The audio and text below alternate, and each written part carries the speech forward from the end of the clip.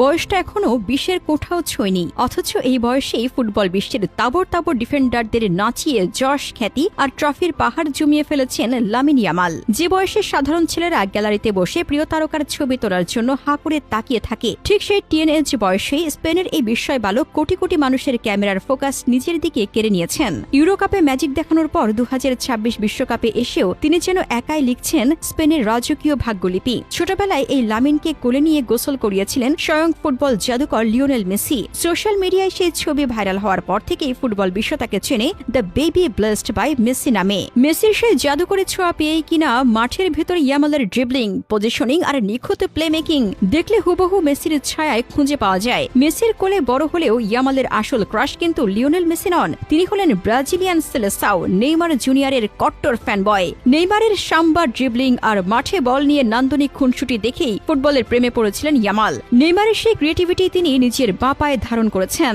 মাঠে Lamine Yamal যখন বল পান তখন গ্যালারি কিংবা টিভির ওপরের দর্শকরা সিট ছেড়ে একটু সামনে ঝুঁকে বসেন, কারণ ওনার বাঁ পাটা যেন কোনো ফুটবলারের পা নয়, এক দক্ষ চিত্রশিল্পীর জাদুকরী রঙের তুলি। সেই তুলির টানে কখনো 1-2-1-এর ডিফেন্স চুরমার করে জন্ম নেয় অবিশ্বাস্য গোল, আবার কখনো এমন সব পাস বের হয় যা প্রতিপক্ষের ডিফেন্ডাররা কল্পনাও করতে পারে না। ইয়ামাল ঠিক পরের সেকেন্ডে কি করবেন তা প্রতিপক্ষ তো দূরের কথা, বোধহয় তিনি নিজেও আগে থেকে জানেন না। আর এখানেই তার ফুটবলের আসল সৌন্দর্য।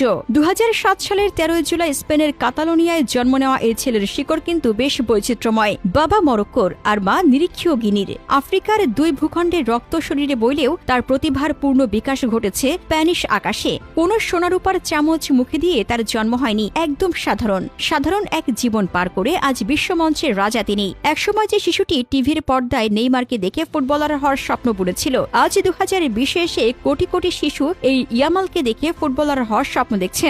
এত অল্প বয়সে ফুটবলের এমন রাজকীয় লিগ্যাসি আর কেউই তৈরি করতে পারেনি।